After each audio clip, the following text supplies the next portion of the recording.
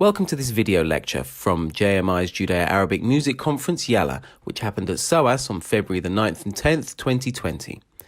My name is Gil Karpus, Events and Marketing Manager for the Jewish Music Institute, and in this lecture, we're going to hear from a JMI Trustee and Research Associate at the University of Cambridge, Dr. Vanessa Paloma Elbaz, with her paper that she presented at Yallah titled Sonic Resistance During Nazism, The Role of Judeo-Arabic Songs in the Maghreb.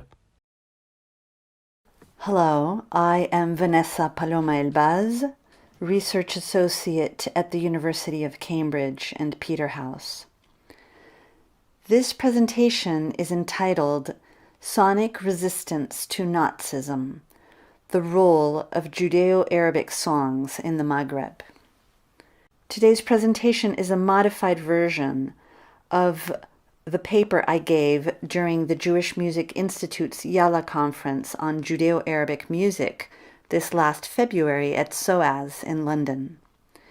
When we originally launched the idea of the conference, we had no inkling of the cataclysmic changes that were approaching, and I'm delighted that we are presenting a variety of its contributions in the JMI online series, which was launched because of COVID-19 and the changes that it has brought to cultural and educational activities around the world. I particularly want to thank Gil Karpus for all his meticulous work in making the JMI online series happen, and to the whole JMI team for supporting Yallah, which was, I believe, only the beginning of a longer journey. During World War II, the Moroccan Jewish community witnessed the horrors of Nazi Germany, initially from the wave of refugees arriving to Moroccan shores, and the news they read in the international press. Coastal cities like Tangier and Casablanca saw a large influx of refugees fleeing Europe. However, the experience for Jews in Morocco living under the political differences between the Spanish and the French protectorates was to evolve quite differently as the war unfolded in Europe and seeped into North Africa. The minutes of the Jewish community's meetings in Tangier start showing requests from Hungarian musician refugees in 1938 and 1939 for loans to buy instruments in order to make a living teaching lessons while in Tangier. Small anecdotes like these help us understand the local impact that Europe's turmoil brought to Morocco.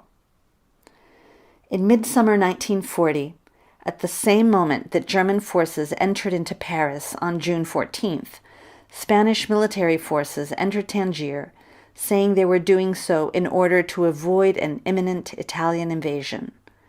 The implication was that this occupation was necessary to maintain the tranquility of the city and its neutrality during the war. However, Franco's fascist government was jumping on the occasion to annex Tangier into the Spanish protectorate, at least in part. Even though we have a written confirmation of allegiance to and from the Spanish with Tangier's Jews, multiple entries from the minutes of the meetings recorded in the Tangier Jewish community junta ledgers attest to the diminishing perimeter of allowed Jewish sounds and expression. On Sunday, June 30, 1940, we read, "By petition of Don Abraham Jacob Laredo, it is decided to send a flyer to the synagogues begging the Parnassim that they should inform all our co-religionaries that the prayers should not be done in a loud voice." The rupture of these acoustic punctuations of sacred Jewish sounds seeping out of synagogue walls and windows unto the streets of the Medina most certainly created a radical silencing to acoustic Jewish presence. The silencing was performed for the non-locals, who would not know the secret knowledge of the location of small synagogues which were hidden behind unmarked walls. The rupture of the habitus of sound, read in an Aristotelian form of habitus, as in a repetition of moral or practical crafts which create a permanent mark on the character. also shows that this rupture of listened sacred Jewish sound would change the city's own expression of its usual social structure. By July 1942, the junta had been dissolved and the ledgers go silent until after the war, demonstrating a radical silencing of official Jewish voices within wartime Tangier. For those in the French protectorate, as was Casablanca, the city that the repertoire we will discuss today hails from, Vichy laws arrived at their doorstep in 1940. This was soon after the racial laws had been enacted in metropolitan France and began to be applied in Morocco. Since Morocco had been a protectorate since 1912, all laws went through the Sultan and were promulgated as dahirs, as official decrees from the local authorities. They were, though, in fact, written by the French authorities, translated into Arabic, and stamped by the Sultan, who had little choice at this point. As the Nazi collaborationist Vichy regime wore on in Morocco, the anti-Semitic laws were fine-tuned, eventually arriving to the decree in 1941, which changed the racial aspects of the laws to not include Muslim descendants of Jews in Morocco, which was effectively contrary to racist Nazi policy. However, as historian Daniel Schroeder has pointed out, this would have been an affront to the Sultan as commander of the faithful. A racial definition of Jews would have meant that Muslim descendants of Jewish converts to Islam would have been defined as Jews, and this was a direct challenge to the Sultan, Mohammed bin Yusuf, because it questioned his sovereignty as Islamic ruler. This was also problematic for the French authorities, because the protectorate was also based on and legitimized by the preservation of the dynasty and its Islamic ruler with his Muslim and Jewish subjects. At first, Jews were prohibited from exercising various professions and attending French schools or living in certain quarters. Eventually, in some cities, such as Casablanca, Jews received a notice asking them to list their properties and financial holdings. Stories such as one I was told during an interview in 2008 show the general fear and apprehension that was palpable within Jewish homes by the early 1940s. One early morning when I was 17, my father woke me up and whispering told me to dig a hole in our backyard in our house while it was still dark. He had collected jewelry, dollars, and gold from family and neighbors, and we buried it there until after the Americans landed. I did not know then, but they had received a circulaire asking them to list all their money, jewelry, and properties.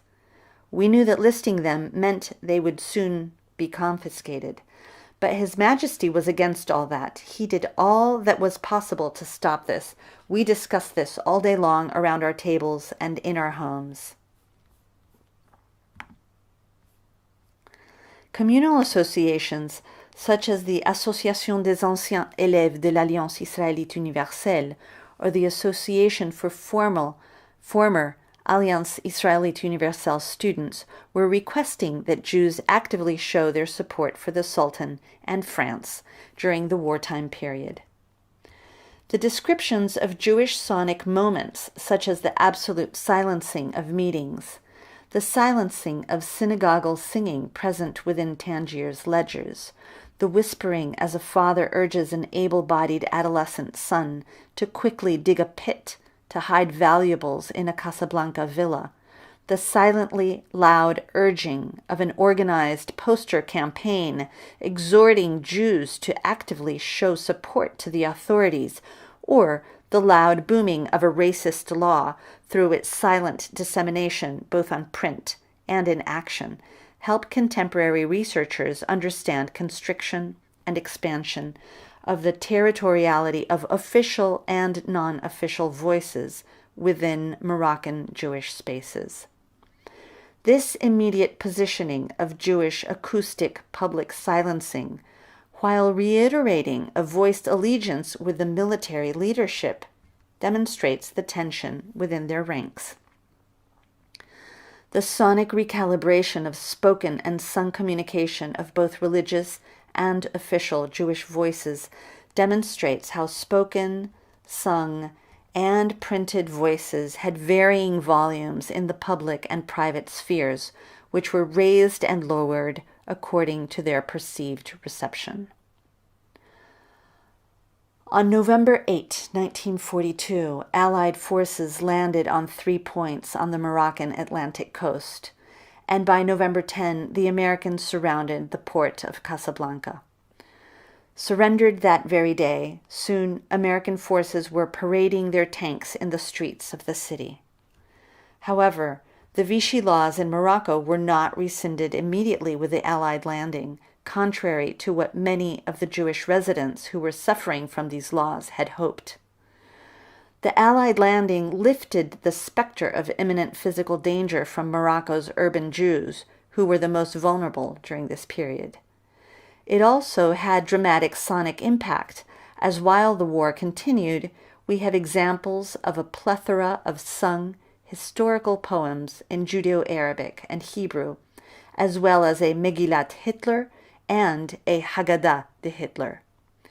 Even with Vichy anti-Semitic laws in place and government censorship of printed material, Jewish printers in Rabat and Casablanca circulated this form of sonic resistance, which made its way into schools, synagogues, and homes. Through language, liturgical poetic tropes, and melodies, Maghrebi Jews used this form of encoded communication to rally for unity and tenacity, while often expressing it in a language understood by both Muslims and Jews. I believe that this outpouring of anti-Nazi repertoire during the war was a sonic resistance enacted by the Jews for the creation of an acoustic force field of power.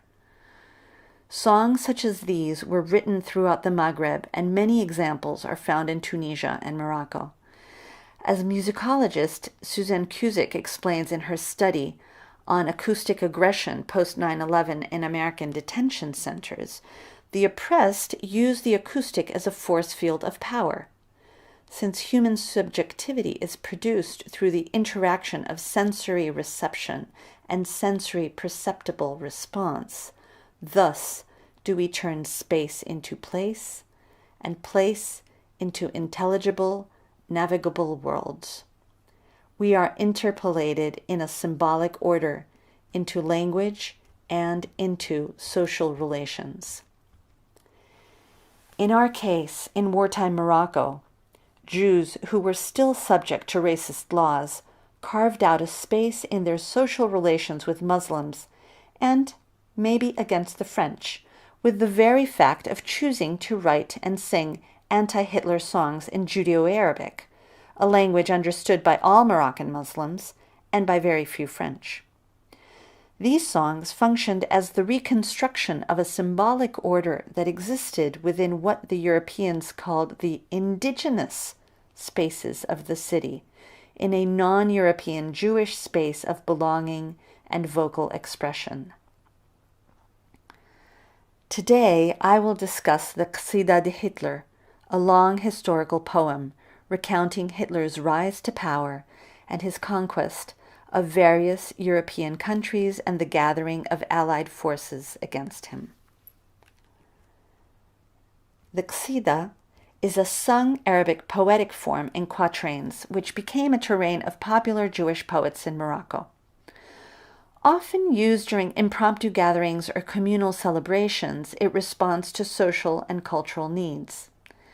Examples about daily and local issues, such as the recipe for a Sabbath stew, the devastating 1960 earthquake in Agadir, or a duel between the holidays of Passover and Sukkot, show the variety in themes and tone. It falls within the tradition of writing and singing historical poems of local importance, which was widely practiced in Judeo-Spanish, Judeo-Arabic, and Judeo-Amazigh communities in Morocco. I first came across this piece in the Jewish Museum of Casablanca in 2011, when the anthropologist Oren Kozansky was digitizing a series of printed matter from the mid-20th century that he had found in Rabat and brought to the museum in the interest of creating a resource that is now named the Rabat Geniza, and which is now available online. In June 2014, I recorded Jacob Wisman, an important paitan, or liturgical poetry singer from Casablanca, singing the qsida one late afternoon in his home. This recording was done in preparation for an event that was held at the residence of the American Consul General to Casablanca, which had been the home where Winston Churchill had stayed during the secret AMFA conference with FDR in preparation for Operation Torch. We organized various events that week to discuss Holocaust education in Morocco, together with the United Nations Holocaust Education Director, the Mimuna Association, and Khoya Jewish Morocco Sound Archive. I thought then, as I continue thinking now, that these texts in Judeo-Arabic are some of the best entry ports to discussing the wartime experience of Jews with young Arabic speakers today. The fact that they are songs in Arabic and melodies that are local can cut through apprehensions created by anti-Semitic propaganda and Holocaust deniers that prey on younger generations in the Arab world. The Qsida's front pages states that it was written by Matitya ben Simhon of Mogador, or modern Essaouira. Let us now listen to Jacob Wisman's reading of the beginning of the introductory page. قصيدة دي هتلر. هذه القصيدة أنا ماتيا بن سمحون نظمتها وعلى هتلر جبدتها على ما دوجوا على اليهود بديتها وقاديتها وعلى يد المخزن تبعتها وأنا غير تفكيرة عملتها على النيش دي عمل معنا شي متفرخ ومع المروك كلها نرغبكم يا قارينها ردوا بالكم تنشاوها. Since it was printed in Casablanca, the question of its circulation comes up. It possibly circulated mostly in Casablanca and Rabat, but we do not know if Matitya ben Simhon lived in Mogador and printed it in Casablanca, or was just referring to his city of origin as a matter of introduction. However, it could have been easily taken from city to city by individuals who came across the 4-page poem and wanted to share it with their communities. We will have to see if other copies surface in different Moroccan cities, now that efforts to preserve Jewish intellectual heritage are starting to get underway, in addition to the long-standing efforts to preserve material culture and monuments in Morocco. Looking at the beginning of the poem, one immediately notices that there is a separation of two different texts on the first page. The Qsida is divided in two sections, one which is in Hebrew and one which is in Judeo-Arabic. The first section is a Michamocha Piyut, or a liturgical poem in Hebrew, which is fashioned in the style of Michamocha Piyutim, a style of sacred poetry developed after Yehuda Halevi's original Michamocha Piyut from 12th century Al-Andalus, and still sung in many traditional Sephardi synagogues on Shabbat Zachor, the Sabbath of Remembrance, which is before the holiday of Purim. This is significant because that Shabbat is the day when every man, woman, and child is commanded to go to synagogue in order to hear the public reading of the biblical portion about Amalek's aggression and desire to destroy the Jewish people. Purim is a holiday that celebrates the deliverance of the Jews from destruction by Haman, who was an advisor to the king of Persia in the 5th century BCE. In this case, we see our poet collapsing time from the biblical Amalek to Haman in Persia through the poetic structure of 12th century Hebrew Golden Age literature and arriving to a contemporary story of potential destruction and deliverance from Hitler and the Nazis. Jews in Morocco have a long tradition of adding extra Purim days to celebrate their deliverance from potential destruction. In 1578, La Batalla de los Tres Reyes, or as it's called, the Battle of Wed el Mahazin, was fought between the Portuguese crown and two Moroccan sultans. Deposed Sultan Abu Abdullah allied with Portuguese King Sebastião I to recover his throne, which had been usurped by his uncle, the Emir Abd el-Malik. All three died during the battle, with the Portuguese suffering a crippling military defeat, meaning that Christianity had lost on Moroccan soil. The body of the Portuguese king was never recovered, and until today in Portugal, there is a myth around Sebastião I, who, according to popular lore, will arrive alive, riding on a cloud from heaven. However, his death and the Portuguese loss of this strategic battle was seen as a salvation for the Jewish population, which had been expulsed from or forcibly converted in Christian lands less than a century before.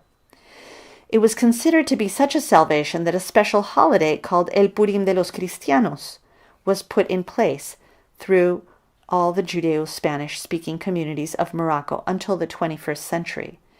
In early August, a special Megillah scroll is read, recounting the salvation from destruction once again, very much like the scroll of Esther, which is read every spring around the world in every Jewish community.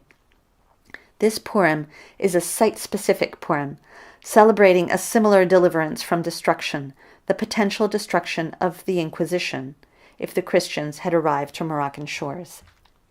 Another Purim celebrated in Morocco is called El Purim de las Bombas, and recounts the French bombardment of Tangier on August 6, 1844, and the miraculous deliverance of the Jewish community, despite the destruction caused by the bombing. Both of these Purims were celebrated with this special scroll, the Megillah, or a document, a ketubah, telling the story, in addition to psalms and liturgical prayers. This explains the Michamocha as the header of this qsida, in the tradition of placing the deliverance from destruction in familiar forms and rituals that evoke similar previous salvations. The author also uses the formulaic textual beginning and ending Michamocha Endomelach and Michamocha Ba'elim Adonai, and the same rhyme structure used by Halevi. Let's listen to the portion of Yaakov Wisman reading the Michamocha introduction. Michamocha Abba Rahman ve'endomelach ha'el ha'ne'eman מסיל תמיד עם לא אלמן, מיד אויבך אדוני. בימי היטלר האויב השודד, הוא ורעו מוסוליני, הבוגד, חשבו להשמיד ולאבד את עם אדוני. ב-11 לנובמבר, גמלני חסדים, על יד הארי הנאהבים, על כן אני אשיר שירים על גאולת עם אדוני. אדון חסדיך אזכירה, ולנכדיך תמיד אשירה, אזי לשמך אזמרה, מכמוך באלים אדוני. The second section of the Qsida is in Judeo-Arabic and has 36 quatrains, symbolizing life, as 36 is twice the gematria, or the numerical value for the word for life, chai, in Hebrew, which is 18. Mr. Ben Simchon recounts the rise to power of Hitler and his conquest of Austria, Czechoslovakia, Holland, Romania, Greece, Poland, and Hungary, and how the Allies rose up against him. Listen now to the first stanza of the Qsida. سوفو هتلر نعملت ليه مشان روسيا وزبدها عليه ما نواس باين تغلب عليه وتردوه من الخاسرين. He later mentions the English, Americans, and French as working together to subdue the enemy, which is in itself interesting because he was obviously living in Vichy-ruled Protectorate Morocco during the war, and must have known quite well that the French collaborated with the Nazis, but may have wanted to whitewash the truth in light of the censor, and possibly even of his or his own family's fate after the war. There is a prayer for divine aid to Roosevelt, Churchill, Stalin, and de Gaulle, and two whole stanzas dedicated to a blessing for the Sultan, his son Moulay Hassan, and the whole royal family. We will listen now to some of these.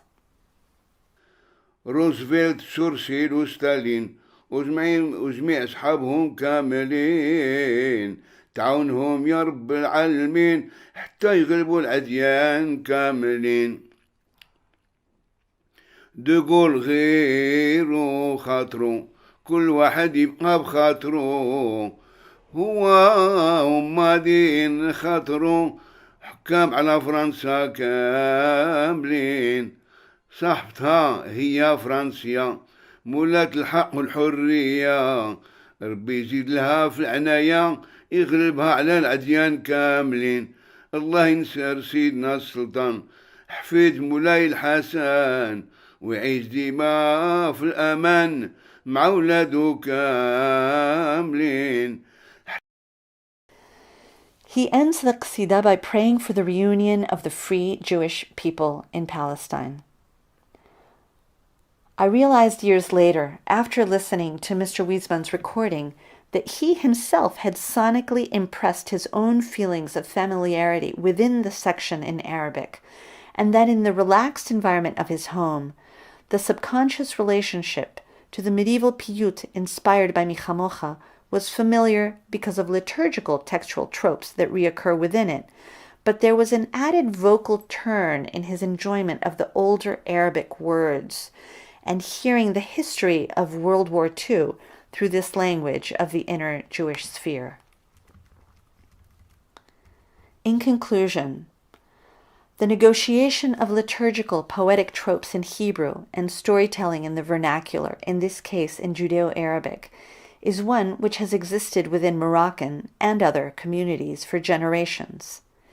It is one more demonstration of how Jewish communities have intertwined their own local language and music, together with wider Jewish traditions, such as the Sephardi medieval Michamocha Piyut template, and the wider Jewish world story of Purim, as archetype of deliverance from destruction. The deployment of all these elements served as the frames that Matitya ben Simchon used to re-establish elements of strong Jewish sonic space while the world was still at war, his own community's sonic resistance to the Nazis. Thank you. ونكونوا متحدين ونرجعوا من المحررين. أنا من هاد القصية اسمي هو متاتيا بن سمحون هي الكنية تعاونوا يا رب العالمين.